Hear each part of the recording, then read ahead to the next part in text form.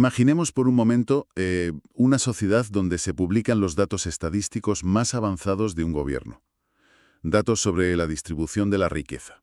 Y el informe oficial afirma, de manera totalmente categórica, que el grupo de población situado en el percentil 80 de ingresos gana más dinero que el grupo situado en el percentil 90.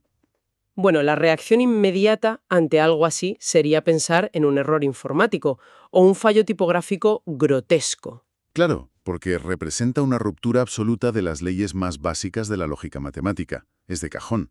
Sin embargo, lo verdaderamente sorprendente de todo esto es que, durante décadas, los modelos econométricos más sofisticados del mundo han estado arrojando exactamente este tipo de imposibilidades lógicas de forma rutinaria. Y lo más fascinante es cómo se ha resuelto. No ha hecho falta inventar una nueva rama de las matemáticas, sino rescatar un método muy elegante del siglo XIX, un truco de ordenamiento que corrige nuestra visión de la realidad y, ojo, sin manipular los datos originales en absoluto. Un saludo muy cordial a quienes nos escuchan hoy. Para nuestra audiencia, que siempre está dispuesta a explorar los límites del conocimiento analítico, hoy nos adentramos en una inmersión verdaderamente detallada y técnica. Yo diría que apasionante. Totalmente. Es un privilegio estar aquí para analizar este documento con el rigor que merece. El texto que guía nuestro análisis exhaustivo de hoy es un referente absoluto en la econometría moderna. Se titula Quantile and Probability Curved Without Crossing, de los investigadores Víctor Chernozukhov, Iván Fernández-Val y Alfred Gallichon. A ver, la misión de este análisis de hoy es desgranar a fondo un problema endémico en la investigación empírica, algo que se conoce como la falta de monotonicidad, o el famoso cruce de cuantiles. Y vamos a ver cómo esa técnica matemática que mencionabas nos permite construir modelos mucho más precisos. A ver, para establecer un poco el contexto. Quienes trabajan con regresiones de cuantiles conocen el concepto, pero la magnitud del problema a menudo se pasa por alto. Pensemos en una función de cuantiles como si organizáramos a la población. Sí, como si los pusiéramos en fila. Exacto. Imagínate organizar a todos los estudiantes de un país por sus calificaciones, o a los ciudadanos por tramos de ingresos, del peor al mejor. Por definición matemática, esa curva tiene que ser monótona y creciente. Obligatoriamente. A medida que avanzas del percentil 0 al 100, el valor tiene que subir, o, como mínimo, mantenerse plano. Es materialmente imposible que baje. El percentil 90 no puede ganar menos que el 80. Efectivamente, esa propiedad es inquebrantable en la teoría pura.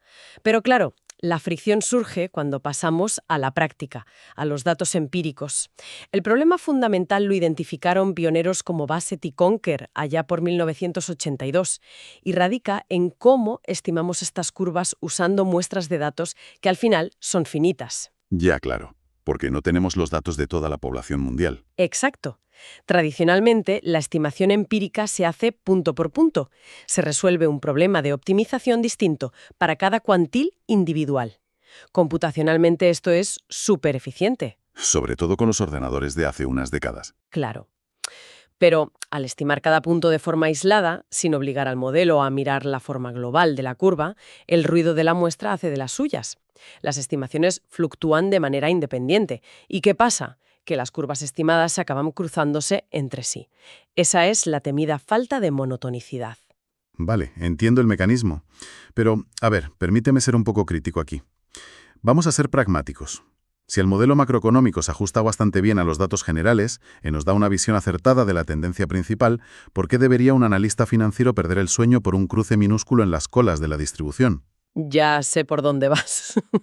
Es decir, si el cruce ocurre en el percentil 95 simplemente porque hay pocos datos de millonarios en esa zona, no estamos ante una molestia teórica, algo de lo que solo se quejarían los académicos puristas por tener un gráfico un poco feo. Bueno, esa objeción que planteas ha dominado la econometría aplicada durante mucho tiempo. Pero es crucial desmontarla hoy aquí. Lo que este artículo demuestra de forma incontestable es que ignorar el cruce de cuantiles es un error fundamental. No es un problema estético. ¿No? No, en absoluto. Un modelo que produce curvas que se cruzan está mal especificado, a nivel probabilístico. De hecho, el núcleo del argumento de los autores está formalizado en la proposición 4 de su documento. Ahí demuestran, matemáticamente, que no corregir esto implica arrastrar una penalización directa en la precisión. O sea que empeora los datos. Exacto. En términos de distancia matemática pura, una curva con cruces está estrictamente más lejos de la verdadera curva de la población que una curva que ha sido corregida.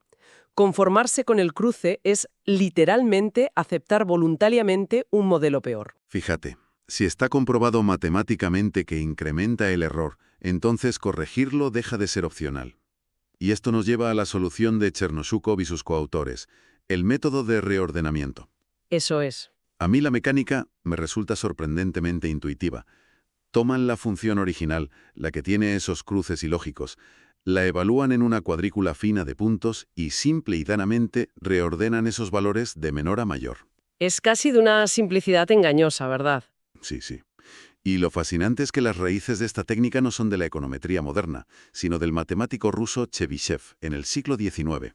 Es una conexión histórica brillante. Se basa en el reordenamiento monótono.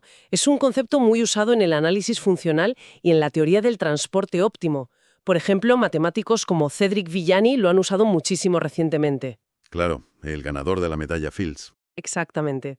Pero importarlo a la regresión de cuantiles es la genialidad de este artículo. A nivel computacional, es un proceso de clasificación algorítmica. Al ordenar los valores, la nueva curva se vuelve estrictamente monótona.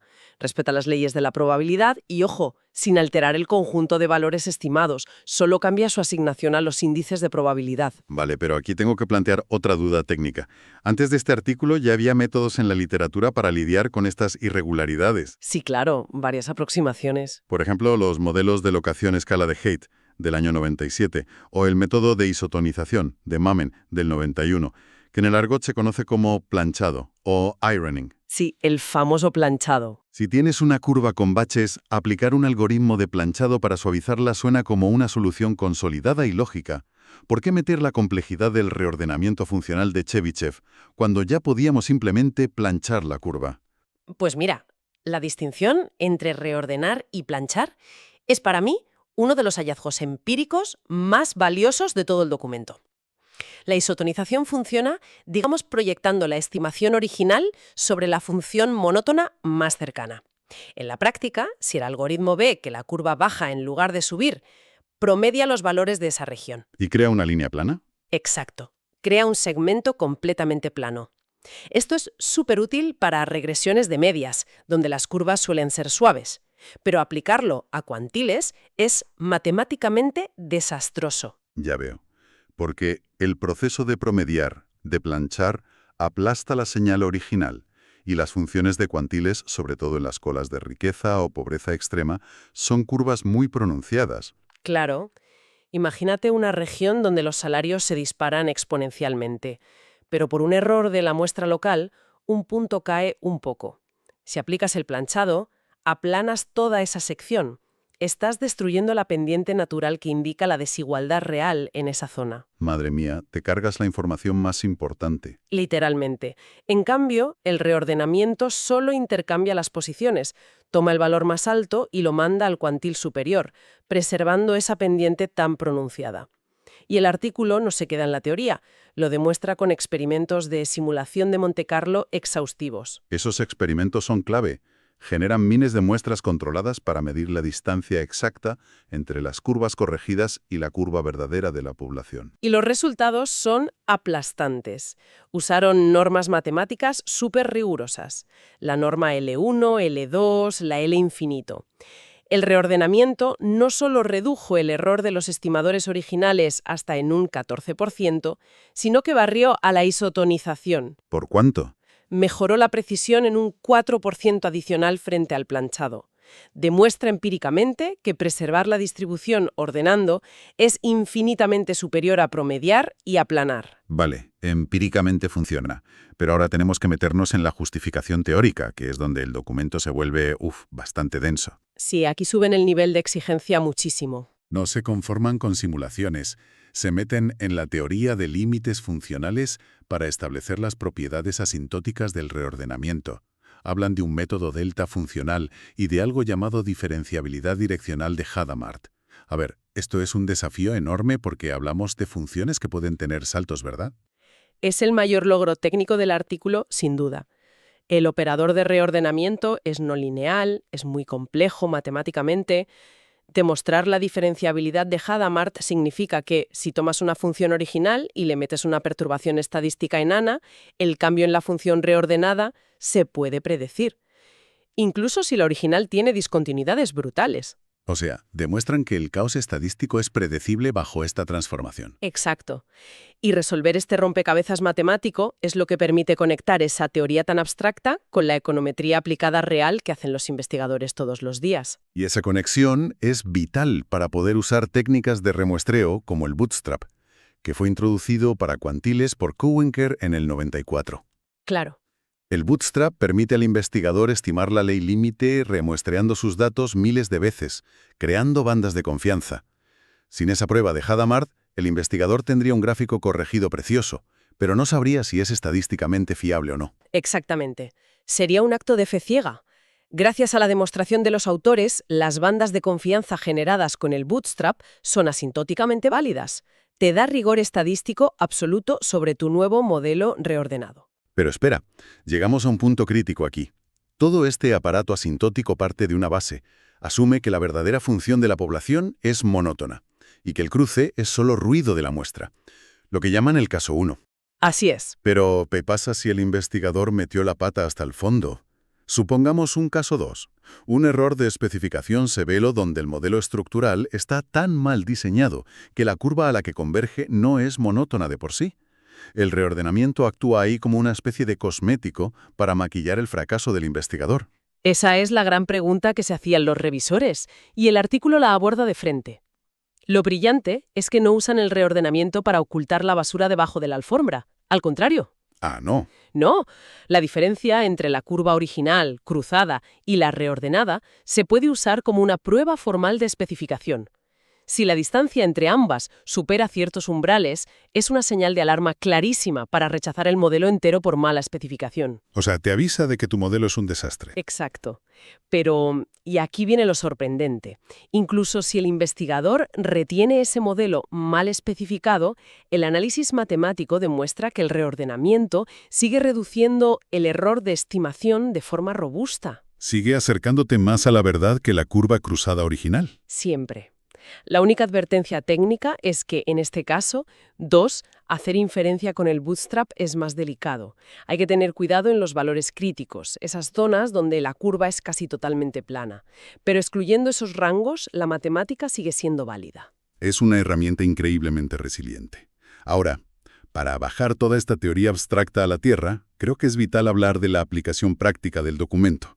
El mercado laboral de los veteranos de Vietnam. Un caso de estudio fascinante y paradigmático. Usan datos recopilados por Abadie en el 2002. El objetivo era medir el impacto causal de haber servido en la guerra de Vietnam sobre los salarios civiles posteriores a lo largo de toda la distribución de ingresos. Pero claro, analizar ese efecto causal es una pesadilla econométrica.